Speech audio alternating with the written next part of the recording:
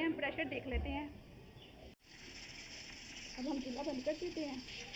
चूल्हा बंद कर दिया है और अब हम देखते हैं कि चने गल गए हैं या नहीं।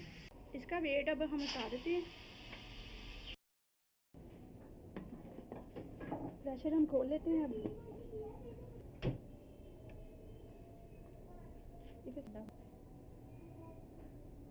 हाँ जी, चने अच्छी तरह गल गए हैं। अब हम इसको निकाल लेते हैं। थोड़ा सा चाट मसाला डाल के हमने चनों को थोड़ा सा स्पाइसी कर लिया है ताकि बच्चों को खाने में मज़ा आए। इनकी फुफ्फो जा रही है नीचे बच्चों को चने बांटने। चलिए आपको दिखाते हैं।